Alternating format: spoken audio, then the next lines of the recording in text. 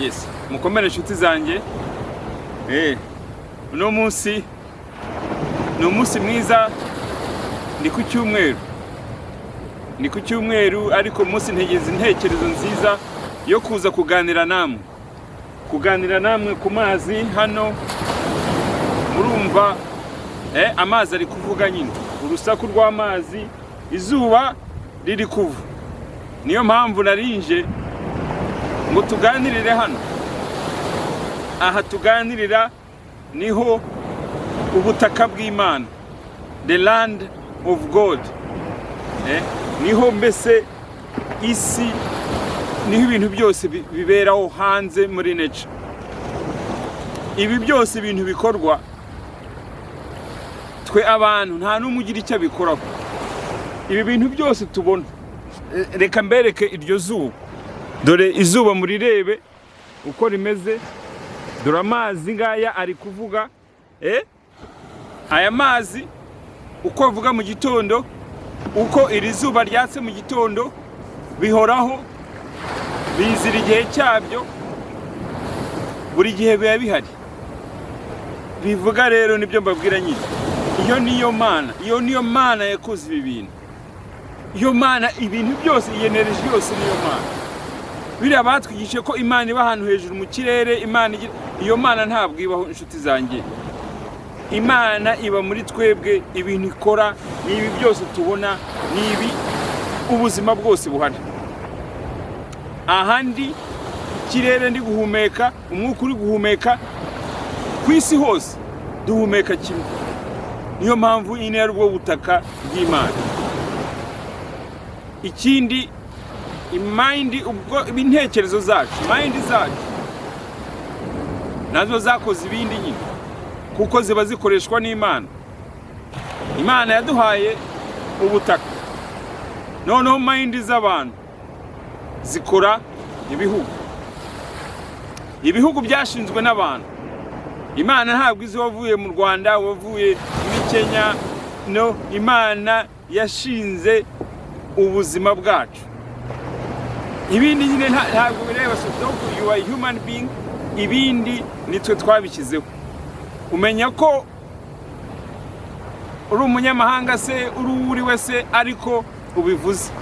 Nicaye aha mvuze ko ndi umunyarwanda, mvuze ko ndi umunyakenya, mvuze ko ndi biterwa n'icyo uvuze wowe.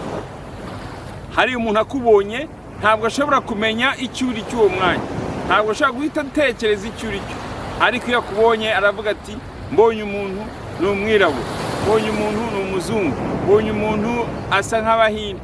So aho rero niho twe turanga ubuntu. Nuko Imana yaturemye, ibyo ntacyo tubikoraho, iyo ni gift yatugizeho. Uko tuza nta wundi ubikora, nta n'undi ubitekereza. Ni kimwe n'iyi si, aya mazi aza gutya, yirirwa avuga, ntembera hano buri munsi, aya mazi ahora akora gutya. Icyo wakora twe kuri mind zacu, mu ntekerezo yacu, icyo twayakora ni ukuyasukura tukayanywa gusa. Ariko uko yaje, uko akoze, uko agenda, aho asubira, ibyo ntabwo bitureba. Izuba uko riza ntabwo bitureba, nibyo by'Imana. Aho rero niho ngomba kubabwira nti dutandukaniye n'Imana yaturemye. Imana yaturemye aho iba n'ibyo ngibyo. Twebwe turi Imana igenda, turi Imana muri mind, turi Imana ikoresha ibi bintu, turi Imana ikoresha iri zuba kugira ngo tubeho, dukoresha aya mazi kugira ngo tubeho, kugira ngo twicare aha ngaha, twicare muri nature. Ibindi byose nyine ni mind z'abantu zabikoze. Aha nakwicara nkavugana n'Imana, ngasenga, nkashyira ibitekerezo byanjye ku gihe, nkumva uko ubuzima bwanjye bumeze. Ariko abazungu baraje bati oya, n'abandi baraza bati oya, dore aho nakozeho kubaka abantu bazajya bajya kuvuganira n'Imana. Dore aha niho nakoze, aha bazajya kuvuganira n'Imana. Ibyo rero nibyo inshingano zanjye zo kubasobanurira ko biriya nabwo ni imyumvire y'umuntu, ni imyumvire y'umuntu ku giti cye, ariko si ngombwa ko tubikorekeza, kuko naha turi niho tuganira n'Imana, niho twavugana n'Imana yawe, niho udakeneye kujya ku bandi, guca ku bandi. Ntabwo Imana yari kuturema ngo tujye duca ku bandi ngo tugira ngo tuyigereho. Ngo ubwo ugende icyo ushaka, ugende ubwira uyu nguyu, noneho uyu nguyu agenda abwira Imana, noneho Imana ize kukuzanira. Ibyo inyigisho zanjye uyu munsi nyine ni ukuvuga ko ntabwo uzajya ushaka umuntu umukomisiyoneri ujya kukuvugirira n'Imana. Ndakwigisha ko kuvugana n'Imana ari wowe muri mind yawe ujyayo direct. Nta mukomisiyoneri ukeneye kuvugana n'Imana. Abo bose ayo mazina yose biyita n'iki, ni amazina yabo, ni ukugira ngo nabo babasheho kubaho, kugira ngo batunge ubuzima bwabo, kugira ngo bitunge mu myumvire yabo.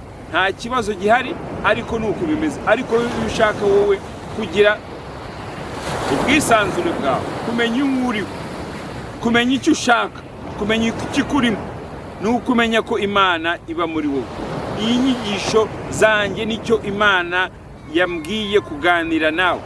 Imana ikubwira kuganira nawe ni mind yawe. Ntugire ngo hari n'Imana yindi baho. Imana nano yindi irakubwira iti jya kugura aha ngaha ugira ni muri mind yawe. Imana nayo irakubwira iti genda ube umupasiteri wigishe aha ngaha. Imana irakubwira iti genda nawe ube ikintu cyose. Imana yawe nyine iba muri mind yawe. Ibwira wowe noneho ukavuga, ukabwira abana. Nanjye ibi mbabwira narabyize.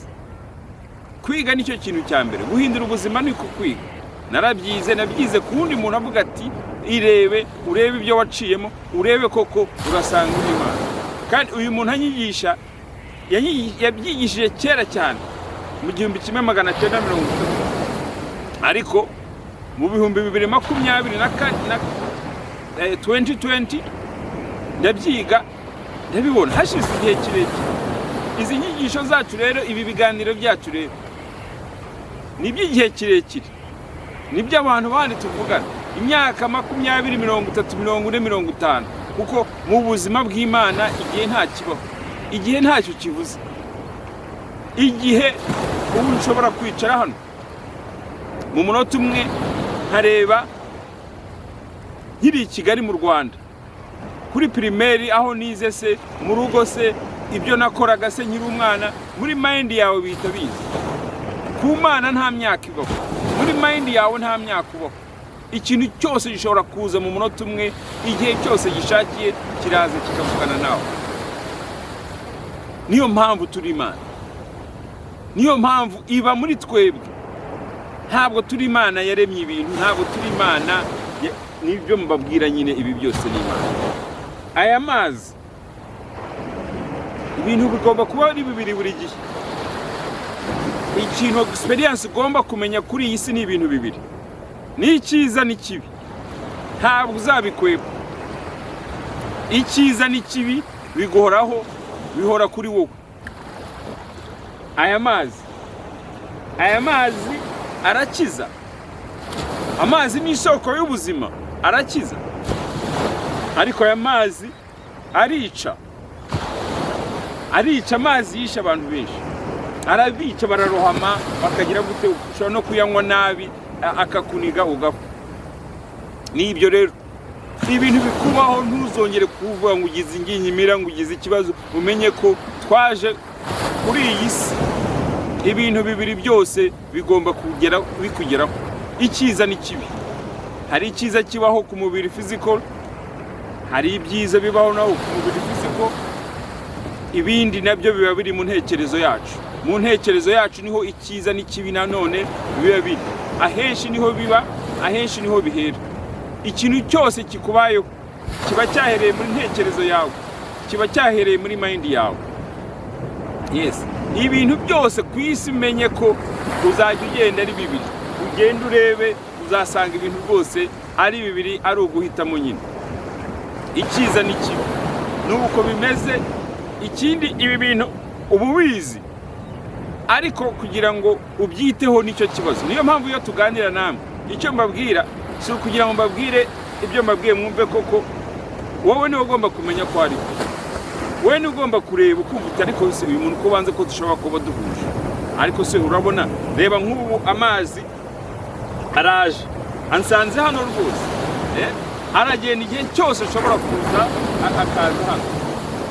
Niyo mpamvu rero nari nje hano muri nature kugira ngo tuvugane muri iki gitondo, mbahe iyo message rwose murebe uko ahantu hameze nuko tugomba kuvugana. Nge ubuzima bwanjye nuko bwahindutse kubera kwiyigisha. Nta kintu cyo nshaka kubagezaho. Uyu munsi ni ku cyumweru, inyigisho zawe uzumve, ushobora kwiyigisha ukurikije mind yawe n'ibyo abandi bakwigishije. Ibyo byose twaciye ni ukwiga. Ntihakajye hagira ikintu kiturakaza ngo tujye impaka ngo turakara. Ndabizi narasengaga nyine, senga mu bakatolika, mu baprotestant, mu bapresbyterian, narigaga.